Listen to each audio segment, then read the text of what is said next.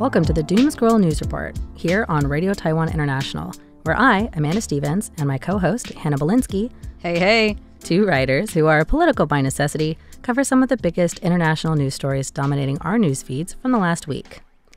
I'm Amanda Stevens, and this week we're continuing with our theme of catching up to more recent news, starting off with the repercussions of Donald Trump meeting with El Salvadorian President Nayib Bukele.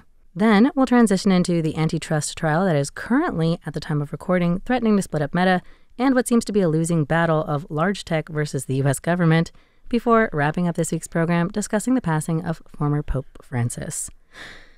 Not really one continuous theme in this episode, but a lot of what I feel is hard-hitting stuff. I agree. Yeah. How are you doing today, Hannah? Before we get into all that. I'm back from the dead. I was quite ill last week. It was just starting just as we were recording our first episode, and I had a fever for like 4 days. It was pretty bad. I think because I had a lack of sleep, and it just made it harder to recover. So now I still sound like Patty and Selma from The Simpsons, but I feel way better. I guess that's kind of the running theme between these two, is you and I are now also getting, hopefully not a running theme past this, but we've both been recovering over the first two episodes of this.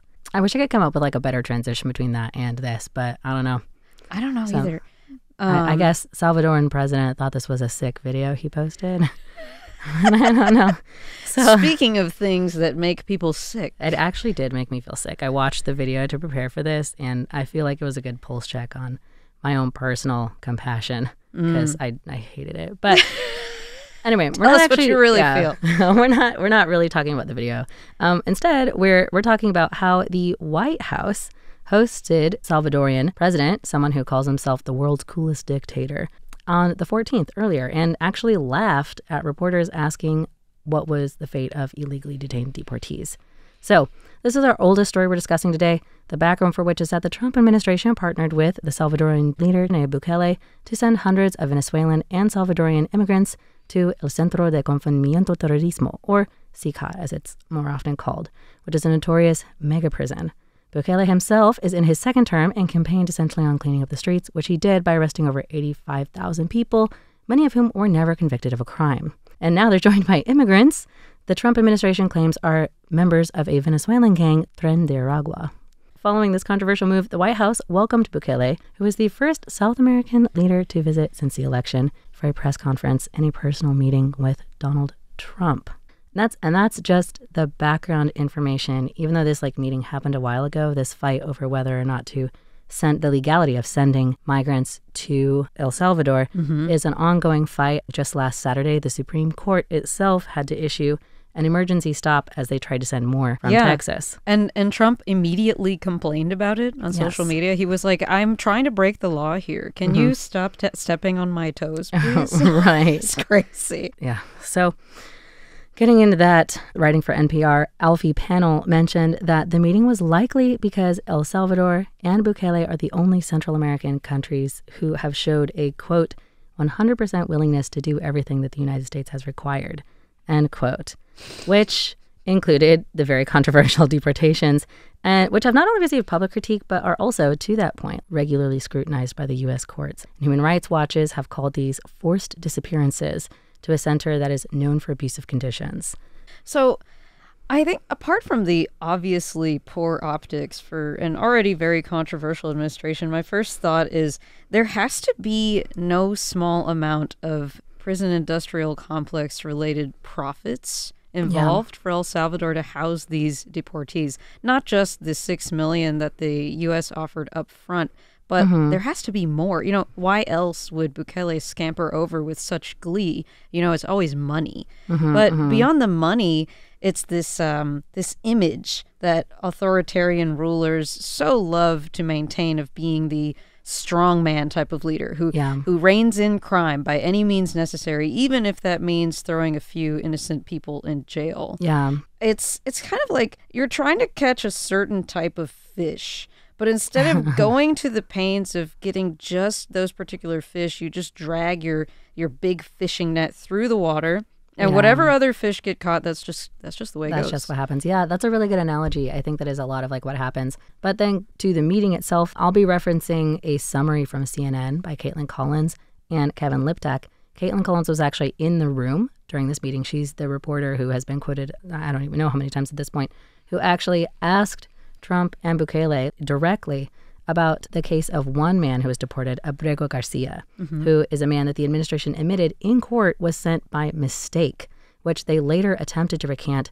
Currently today, they're still trying to force a narrative through that he is a member of a gang, MS-13, even though there's no proof that has ever been given. When asked directly by Collins if they would be sending him back, Bukele laughed in the meeting and accused her of asking him to, quote, smuggle a terrorist into the United States.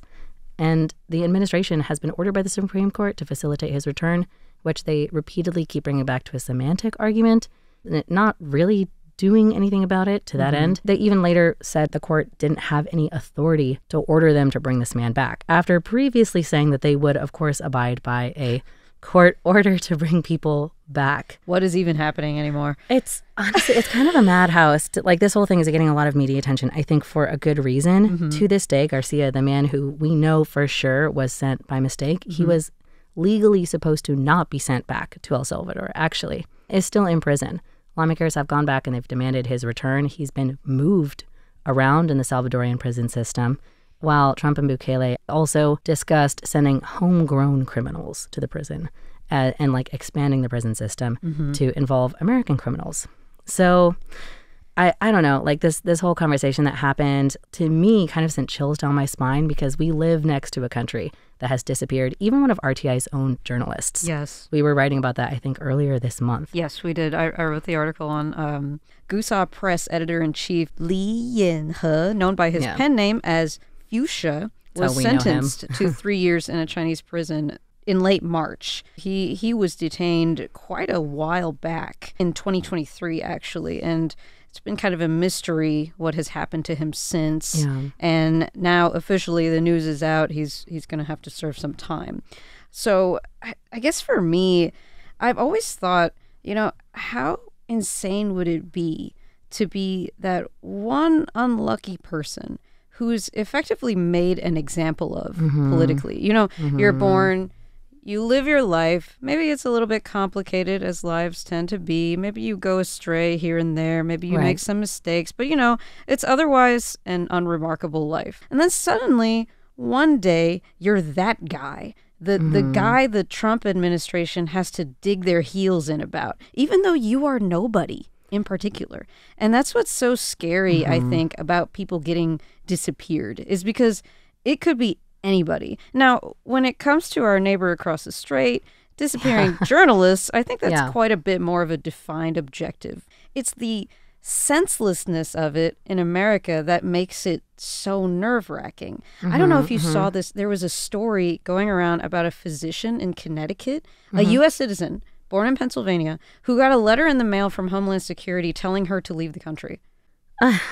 Obviously, in the case of this physician, this had to have been issued in error, but that's exactly what's so scary about it to me. Because, they arrested the wrong guy, and they're not taking back their mistake. And they admitted it. And in fact, they're now just trying to cover it up and kind of gaslight into, no, it's okay, he should stay there. Exactly. Now, in China, they have more specific targets in mind. And in America, it's they're just grabbing people off the streets. And it doesn't matter if they just happen to get the name wrong. It's you're just at the mercy of the law. The system. That's what's so scary about it to me. I mean, there's so much that we want to say here. I think the biggest thing is, at the center of this, even among people who are in support of it, one of the biggest issues around this has been the idea that these people were not given what is called in the United States due process. That is, in this case, the right to a trial. But none of these people were given due process. So we don't even know if they're criminals. They're just being accused of crimes and sent abroad. Even the lawmaker, Maryland senator who went to go speak with Abrego Garcia, he went on air and said that he's not necessarily defending the man's reputation, but he is defending his rights to due process. I think their MO right now is just to move so fast to change or to throw into disarray as many things as possible that there's just no way the legal system, which moves very slowly, can catch up with them. And it's by nature reactive. Right. And I think they're taking advantage, too, of this thing that we see happen with Trump, where the law just doesn't seem to stick to him the same way because he knows next to nothing about it. You know, he's such an agent of chaos. He is so often always saying the wrong thing, and he basically just gets away with it. It's actually crazy making to see them dodge the consequences that would be handed down on any other person. But then again, it's just as crazy making to see the Democrats do nothing, because if they were the ones pulling stunts, the GOP would jump down their throats with every lawsuit they could muster. They'd be pushing it through faster. But yeah, I think this is very much their intent, is to take advantage of just what's basically craziness right now. I mean, we're already over time recording this, which I kind of thought would happen. But the last thing I want to point out was just I couldn't help in my mind comparing this to the Trump administration's reception of Ukrainian President Volodymyr Zelensky, which is also, I think, about a little over a month ago. And there are a lot of factors that differentiate the two visits. To that end, the Ukrainian President Zelensky was visiting to ask for support and a favor from the United States, while El Salvador was visiting after having just done the bidding of the current administration. So even going into it, there are differences. However, I think that the one thing they do have in common is that these visits grant recognition and validity to these leaders. And by proxy, they offer a means of showing support of the whole country. When the president deigns to meet somebody in person, when they offer a reception to them in the head of the country, anywhere, of any country, that is often seen implicitly as support. Yeah, that makes a statement. Yes. It does. And I think there's a vast difference between the friendly reception for somebody who calls himself the world's coolest dictator, who's faced criticisms from human rights groups, versus open hostility for a leader trying to support his country through an ongoing invasion, which personally, as an American, I found not only embarrassing, but also kind of disappointing to see who this administration found worthy of friendship. Yeah, basically at this point, I can't possibly be any more embarrassed by the United States. So I'm kind of... I can't wait to get there. Yeah, I'm kind of defaulting to like twee cultural observations at this point, but I just find it so interesting that Zelensky, who is by all accounts, a decent leader with some integrity, who's just trying to defend his homeland and his people, was talked down to for not showing up dressed to the nines, as if that matters. Meanwhile, Orange Man is giddy to host Mr. Cool Guy Dictator with the tight suits and the slick back hair. Yeah. I have to default to these kind of twee cultural observations, because what more is there to say? It's just like, man, this is who we're bringing to the White House. Like, wow, cool. This is the company we're keeping, I guess. Yes. But like I said, we're already over on this story. So we'll be right back after a short break to talk about big tech and their big losses.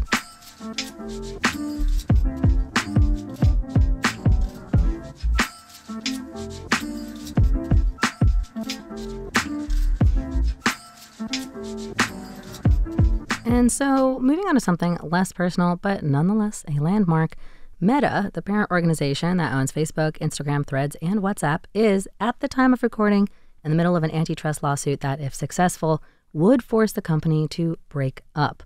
What makes this trial especially interesting are three things. First, that all the mergers and the companies that Meta bought were already approved by the same government organization they're now being prosecuted by, the FTC, or the Federal Trade Commission. Second, that this trial comes at a time when another tech giant, Google, is also facing the threat of a breakup after losing not one but two antitrust suits. And third, it's really thrown a lot of light on how the efforts of some of these tech oligarchs, as they're being called in the U.S., have not been working and, in fact, have failed. Yeah. So, reporting for the New York Times on a break mid-trial, Cecilia Kang said that until the trial actually began on the 14th, people weren't even sure that it would happen because Zuckerberg is among the many tech oligarchs who have tried to cozy up to Trump and his administration through acts like publicly complimenting him on Joe Rogan, visiting the White House, donating $1 million to his inaugural fund, and canceling fact-checking on Facebook after taking a note out of Twitter's book by replacing it with community notes. But still, as Kang says, it has largely remained a one-sided relationship. And the president and all those in his orbit don't really seem to care and even encourage the lawsuit despite Facebook and Zuckerberg's best attempts. So I guess the first question I was going to open with is, why do you think that Zuckerberg has failed where others, the obvious comparison being Elon Musk, have succeeded? I think Zuckerberg is kind of an enigma to me. With Musk, it's like, he puts his own idiocy on display. Everyone can tell what kind of guy he is. It's just like that quote. It's better to remain silent and be thought a fool than open your mouth and remove all doubt. Well, it's a good quote. I think we can presume, though, that Zuck places profit above all else. And he's been on my blacklist for years, ever since the fake news debacle. And more recently, it was revealed by a senior security engineer at Facebook that the CCP is allowed to view and censor Taiwan's Facebook, actually. Well, that's cool. Yes. And obviously, I don't mean that. But what I think is going on is Zuck, he has this absolute lack of charisma. Like, he is a black hole for charisma. He's like It's true. He doesn't really have like a known personality. Yes. He's like he kind of does. He's like the certified weirdo guy. I don't know if you've seen the memes that make fun of just how alien and unrelatable he is. It is true that for sure he's been on the unfortunate side of a lot more. What is the right word? I guess we could say he's been memed on a lot more. Memed on too much. I mean, it'll be like I'll see a picture of his sort of eerie, wide-eyed face with a blank expression, and the caption will be something like "Me when I am extremely normal." Yeah. So.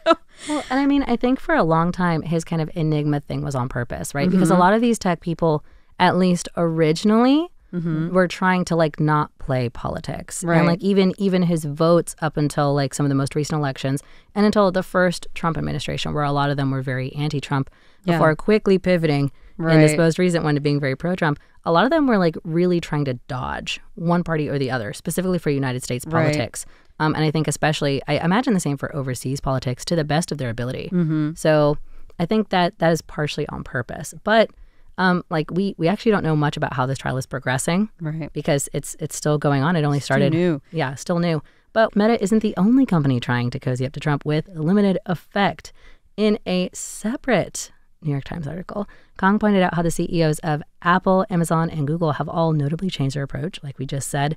For example, all of those above companies donated $1 million to Trump's inaugural fund, but in general, it seems to have had limited effect because the administration has appointed two big vocal anti-tech and social media critics to the head of the Federal Trade Commission and to the suit against Meta. And I find myself kind of stuck between trying to decide whether or not I feel fully happy that, because I think that a lot of these are monopolies. Like, I do want them to be broken up. Totally. But also, I can't decide if I think like these are just grievance-based politics, because I think that's part of it too.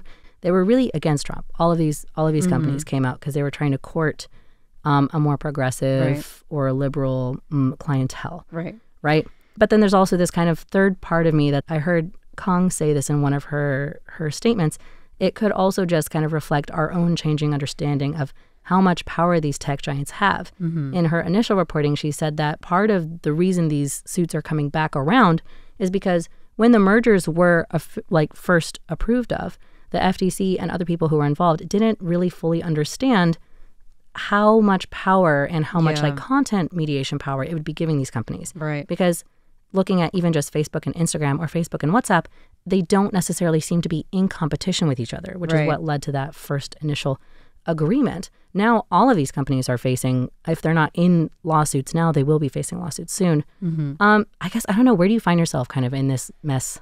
I don't really know why this would be happening now. Maybe it's just as petty as he didn't give Trump a big enough carrot. I don't know. I can only speculate. But at the end of the day, I wonder if it's just that America really loves its free market. And maybe they are sick of Google bogarting the internet. Maybe the government officials themselves have hit a point in their day-to-day where they have realized just how ineffective their search engine has become. Because I don't know about you, but I have found it all but worthless now. And I'm not just worthless, I'm also sick of them spying on me, advertising to me. But the most annoying thing is the search engine doesn't work anymore. If you want any actual answers to whatever question you might have at this point, you have to append it with Reddit to get anything useful.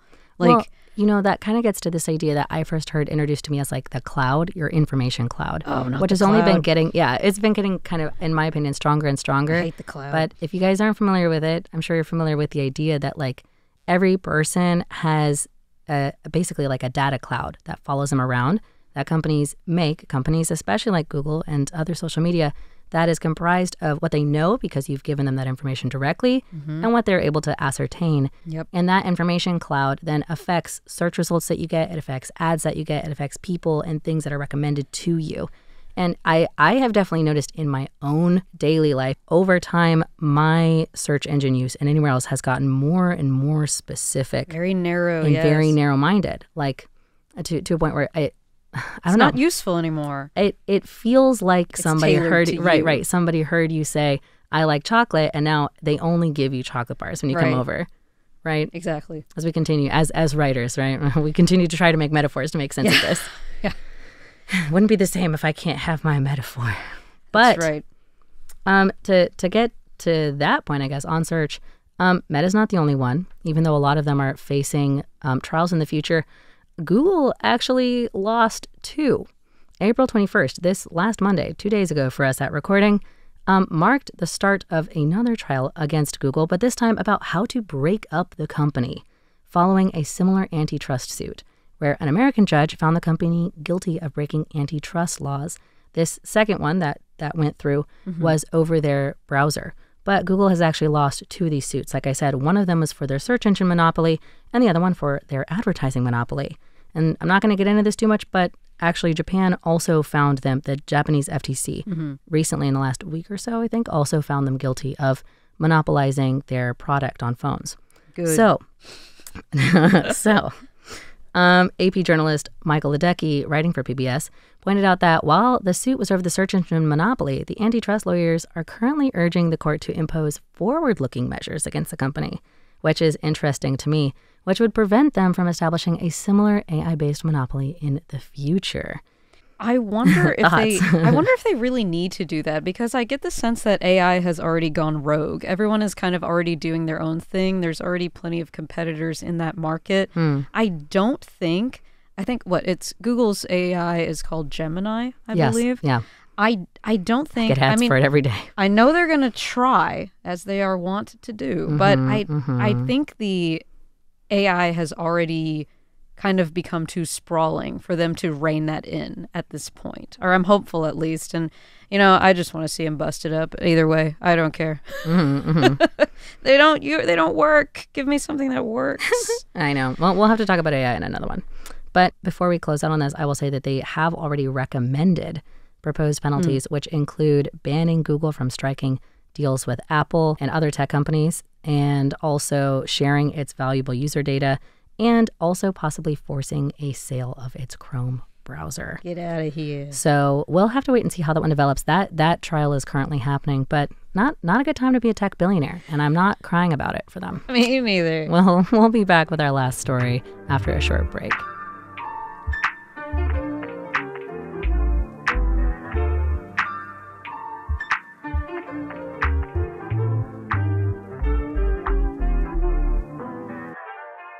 So wrapping it up with something finally back in the modern era of news. But I'm sure everybody heard about the tragic passing of Pope Francis.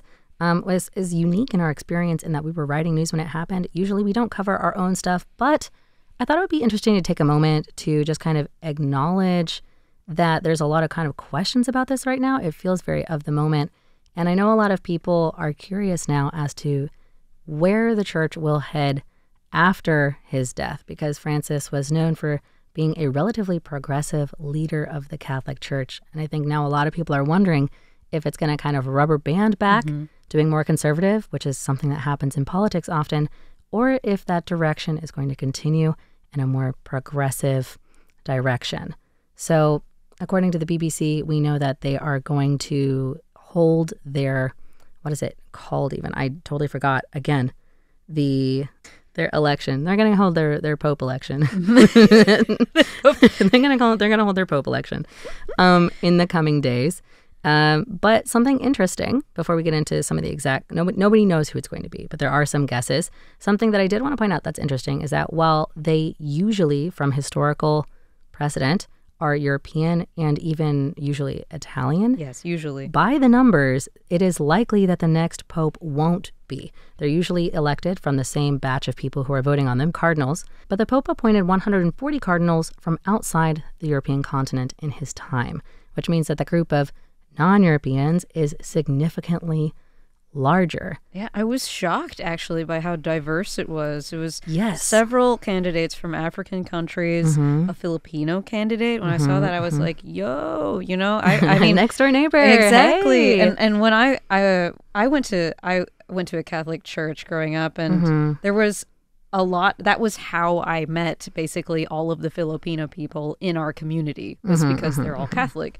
You know, so it just seems right. What is actually. currently the largest growing Catholic population, I believe I read Yes, while I was that's writing right. news this week. I hope that the next pope will be about as liberal as Pope Francis was. You know, you'd hate to see things go backwards, especially when it comes to same-sex marriage, because Pope Francis was super chill about the gays. Yeah, I think again, like that's great. relatively speaking, for a pope. Yeah, relatively speaking. It just doesn't make sense to be as strict as you ever were.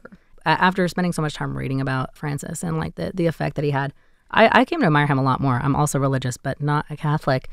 But I can say for sure what I do hope carries on from his legacy is his idea that the Pope should be of the people, much more so than removed from the people in one way or another, right? I wish that for every leader. Yes. I think it's a very noble ambition. I loved that he said a shepherd should smell of his flock, and it reflects in the way that he has chosen to have his funeral, which normally the casket is on a raised platform, but he wanted it to be lowered to the same level that most coffins are placed for funerals. And it really speaks to, you know, how he was the people's pope, I think. I think so too. I would encourage you, if you guys want some good news or you want something that you find heartening, personally, tragic because he'd passed, but reading about like his life and also his very strict sort of instructions for his funeral, which are way more austere compared to other funerals, to me, it gave me a lot of hope.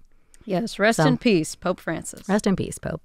But that's, you know what? That's where we're going to end it for today's news report. A quick reminder, not something we're going to read here because we decided to cut that out. I'm Amanda Stevens. I'm Hannah Belinsky. And thanks for joining us on air today. Tune in tomorrow for more programs by Radio Taiwan International. And in the meantime, remember to stop scrolling and touch grass. We'll see you next week.